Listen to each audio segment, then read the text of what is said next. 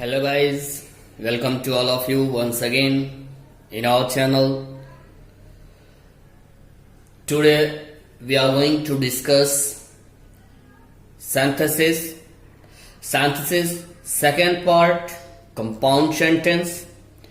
In compound sentence we are going to discuss second point. I already taught you first point, that is particularly related to coordinating conjunction, but today we are going to know about the relative pronouns or relative adverbs under the point of compound sentence.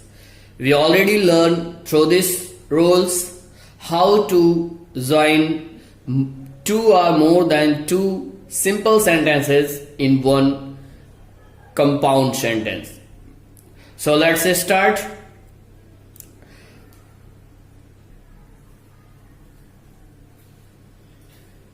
B point में देखिए relative pronouns, संबंधित सर्वनाम and relative adverbs.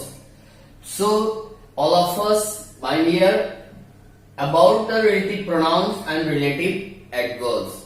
How can these 2 points help us to joining more sentences in one compound sentence? Okay, so let's see the rule.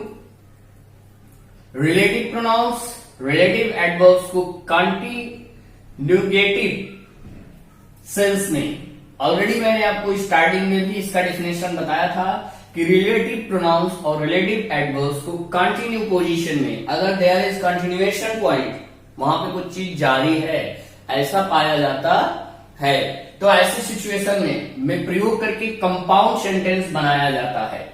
अर्थात relative pronouns या relative adverbs का प्रयोग तभी किया जाता है जब हमारे सिंपल सेंटेंस के दोनों वाक्यों में से किसी एक में या दोनों में कंटिन्यू प्रोसेस की बोध हो तो.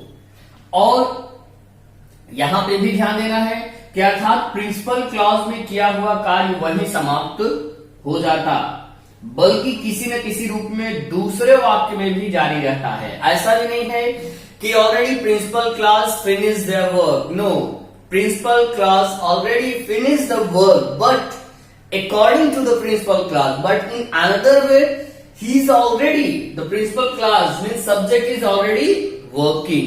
अंडरस्टूड? कहने का मतलब प्रिंसिपल क्लास जो है वो काम समाप्त कर देता है. मतलब उसका काम उस रूप में वही समाप्त हो जाता है, बल्कि अनदर रूप में उसका कार्य शुरू हो जाता है. जैसे कि मैं आपको यहां पे जो पॉइंट दिया गया हूं वो आप ध्यान दीजिएगा कि ये जितने भी पॉइंट्स हैं, हु, व्हेन, वेयर, विच, ये सारे पॉइंट किस में आते हैं? कॉम्प्लेक्स सेंटेंस में. किस में आते हैं? कॉम्प्लेक्स सेंटेंस में. ध्यान दीजिएगा. बट यहां पे कंपाउंड सेंटेंस के अंतर्गत क्यों आ रहा है उसका रीजन भी मैंने यहां पे लिख दिया. उसका रीजन ये है कि अगर हु का तात्पर्य एंड ही से होता है तो कंपाउंड सेंटेंस बन जाएगा.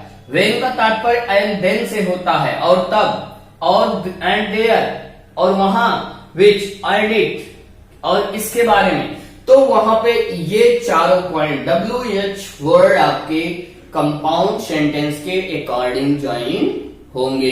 अंडरस्टूड? एंड यहां पे एक स्पेशल रूल नीचे बताया जा रहा है, वो भी आप ध्यान दीजिए कि ये ऐसी स्थिति में कभी कभी ये कॉम्प्लेक्स सेंटेंस बन जाते हैं. कब? जब ऐसा पॉइंट आता है, ऐसा भाव उसमें आता है. तो कौन सा है? यदि प्रिंसिपल क्लास से जुड़ा दूसरा क्लास, जैसे प्रिंसिपल क्लास, सबऑर्डिनेट क्लास, दूसरा क्लास अपने से पूर्व आने वाले नाउन या प्रोनाउन की विशेषता बता रहे हों, मतलब they are already qualified the noun और प्रोनाउन. ओके, तब वह कोऑर्डिनेटिंग कंजक्शन क्लास न होकर के सबऑर्डिनेट क्लास होगा. अर्थात तब हम उसको कोऑर्डिनेट क्लास के अंतर्गत नहीं ज्वाइन करेंगे, उसको क्या एक्सेप्ट कर लेंगे? सबऑर्डिनेट क्लास के रूप में एक्सेप्ट कर लेंगे. तब वह वाक्य कॉम्प्लेक्स बनेगा, अर्थात वो कॉम्प्लेक्स सेंटेंस कहलाएगा, वो आपका कंपाउंड सेंटेंस नहीं कहलाएगा. ज्वाइनिंग होगा इन्हीं वर्डों से, तो वो कॉम्प्लेक्स के रूप में होगा, और अगर इन आधार पे ज्वाइन होता है तो कंपाउंड होता है। जैसे कि मैंने उसके एग्जाम्पल्स यहाँ पे दिए हुए हैं। तो पहले एग्जाम्पल पे देखते हैं। ही केम टू माई फादर, वो मेरे पिताजी के पास आया। He is the principal of a college, अर्थात वो मेरे पिताजी के पास आया। वो व्यक्ति कौन है? प्रिंसिपल है। अर्थात कहने का मतलब, अगर ये प्रिंसिपल ना होता, कोई और होता, तो वहां पे स्पेशली एक भाव ये होता कि वो कोऑर्डिनेट में जुड़ता, लेकिन ये कॉम्प्लेक्स में जुड़ेगा। क्यों? क्योंकि वहां पे दोनों कर्ता एक ही है। He came to my father who is the principal of college. ठीक, तो यहां पे किससे जोड़ा गया? हु से। Who is the principal of a college, जो कि इनका अर्थ क्या बना? जो कि एक प्रिंसिपल है। कहां से? एक विद्यालय के, कॉलेज के। इनमें से कोई सा भी भाव नहीं आया। अब आ जाइए सेकेंड पॉइंट पे। ही केम टू, वही sentence, he came to my father, he welcomed him warmly. अब यहां पे वो मेरे पिताजी के पास आया और उस व्यक्ति का मेरे पिताजी ने गर्मजोशी के साथ स्वागत किया। अब यहाँ पे वो कोई कर्ता नहीं शो कर रहा है, सब्जेक्ट नहीं शो कर रहा है, तो क्या है कि he came to my father who, यहाँ पे क्या है? हु मतलब एंड ही का भाव आ रहा है। Welcomed him warmly. Is that clear? समझ में आया? इन दोनों सेंटेंस को आप ध्यान दिए, जो कि एंड ही और वो हैं और उनका, यहाँ एंड ही का मतलब और उनका स्वागत उन्होंने गर्मजोशी से किया। और ये कह रहा है जो कि, ये क्या कह रहा है? जो कि एक संस्था के प्रिंसिपल है। ध्यान दीजिएगा। अब दोनों की वैल्यू यहां पे है। Next, the cat is meek. अब ये सबसे बड़ा सेंटेंस है और कई सेंटेंसेस को मिला करके मैं यहां पे एक में बताने की कोशिश कर रहा हूं। ठीक, ध्यान दीजिए क्या कह रहा है? The cat is meek. ये अलग अलग जिसको अंडरलाइन कर रहा हूं पकड़ते जाइएगा। द कैट इज साइलेंट, दूसरा point. The cat is sly, 3 point. The cat is cruel, 4 quality हो गई, 4 बातें हो गई बिल्ली की। द माउस, अब कैट की हो गई ना, अब माउस की आ रही है। The mouse runs away at the sight of the cat. The mouse entered his hole. अब यहां पे ध्यान दीजिए कि हमें स्पेशलिटी ये ध्यान देना है कि कैट को लेकर के क्या ध्यान देना है कि कितनी बार कैट आया है, और वो कैट एक ही है, कर्ता एक ही है, लेकिन उसके कार्य अलग अलग है। तो उसी आधार पे यहाँ पे जोड़ा गया है। अब हम इनको इन चारों को हम जोड़ेंगे एंड और अन्य के माध्यम से, कि रीजन भी है, पॉइंट भी है, क्या है, ध्यान देना। जैसे द कैट इज मीक, पहला पॉइंट कैट इज मीक। अब हमने जोड़ा किससे? एंड से। एंड साइलेंट, वो मीक है और साइलेंट है, लेकिन उसके साथ साथ वो क्या है? स्लाई भी है और क्रूएल भी है। और इस एंड हेंस मतलब और इसके बावजूद क्या होता है? इसकी वजह से क्या होता है? The mouse runs away at the sight of it. बिल्ली के लिए, जिन जानवरों के लिए इट का प्रयोग किया जाता है।